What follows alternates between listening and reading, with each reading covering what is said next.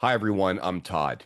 If getting more of what you want, need, and deserve by learning how to advocate for yourself and how to sell yourself is interesting to you, then you are at the right place. Make sure you hit subscribe, make sure you hit notify, and make sure you hit all those great buttons because I'm always putting up content about my favorite core passion, which should be yours as well, which is everyone's in sales.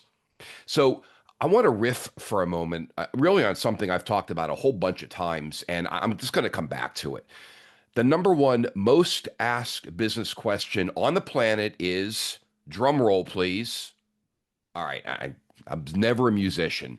The number one most asked question on the planet, what do you do?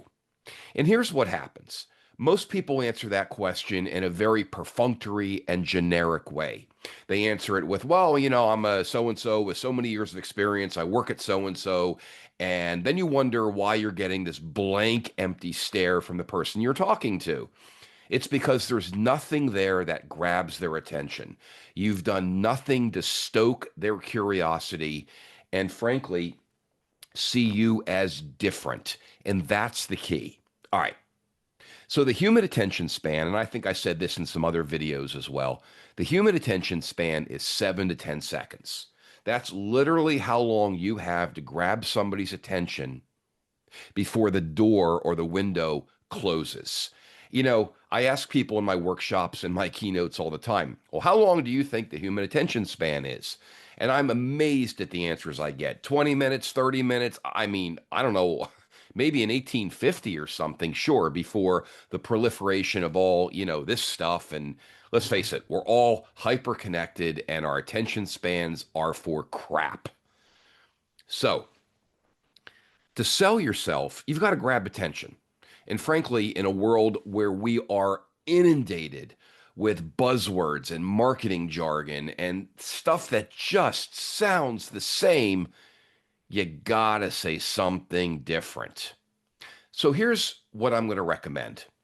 I want you to think about this and I want you to, I don't know, write this down, which is what I always say in my workshops and my keynotes. In fact, I have these great t-shirts that say, write this down, and maybe I'll wear them on my next video.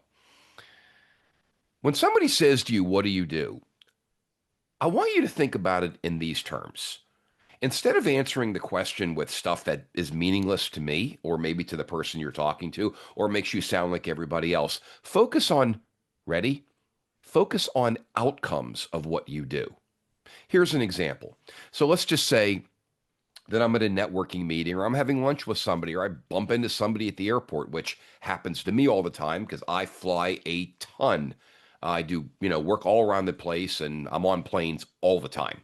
And so all the time I get into conversations with people because for the most part, I like people. Something about people being in airports, though, that makes us all a little crazy. And I always say, hey, what do you do? Or people say to me, what do you do? And I want to hear something that sounds in a way that promotes my curiosity. Again, so here's an example. As I was in an airport, I don't know, this past week, I went to Denver to do my speaking skills workshop and got into a conversation with a guy just waiting in line for them to board the flight. And I said, hey, what do you do, man? And he says, I get people standing up straight. And I just thought that was the coolest thing in the world. I help people stand up straight. So my first reaction was, are you a physical therapist? And he said, that's a good guess. He goes, no, I'm a chiropractor. Now, I've been to chiropractors. I'm a big believer in chiropractic, and I get it. I mean, I have a bad back, and you know what? Chiropractors have helped me a lot over the years. And that's an industry that, really does garner some skepticism still to this day. So if you say you're a chiropractor, you know what? Men might go, oh, yeah, I've heard people say, oh, they're not real doctors or they're not, whatever, which, by the way, is really just, unfair. So he said, I help people stand up straight, or I get you to stand up straight. And he just said it in a way that just made me laugh. And then I said, well, tell me more about that. And he said, well, through a series of manipulation and series of doing this and doing that, he goes, I help people, through better posture. And he gave me a whole litany of reasons. But his first answer was focused on the outcome of what he does. And it stoked my curiosity. It got me to ask more questions and it really got me to chuckle. Now, sure, we all have opinions about every profession out there. I mean, that's the problem.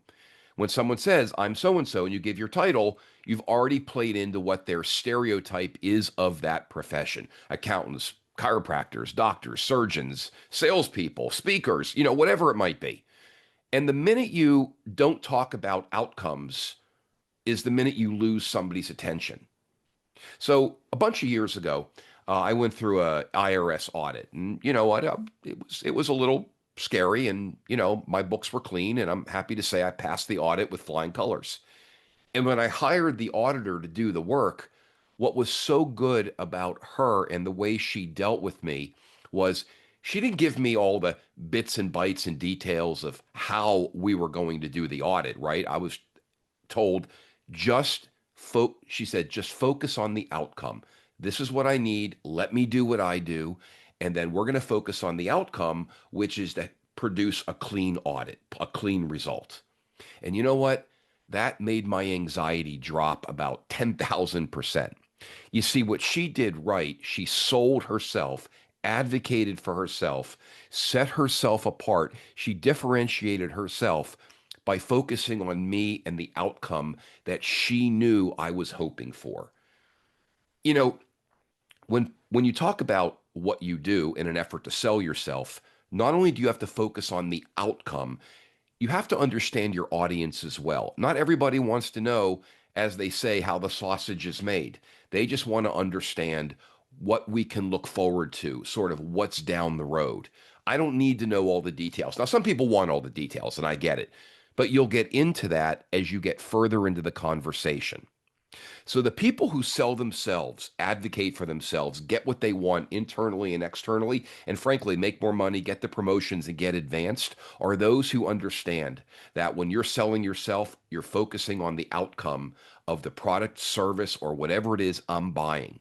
And don't forget, what I'm buying is not the company, I'm buying you. You know what? When I go in for a product or service with somebody, I'm not buying their building or because they have a great logo or a great store or a great sign or, great clean parking lot. I'm going for what's the outcome I can expect from you.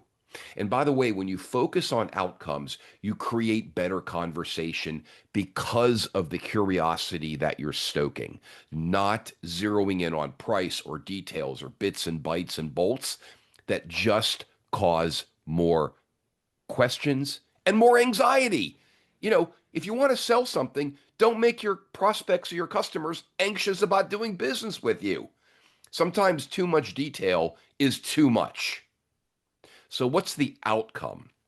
I call that your value translation. Translate what you do to how it's going to help me be better, sleep more, make more money, advance my business. You know what? Whatever it is.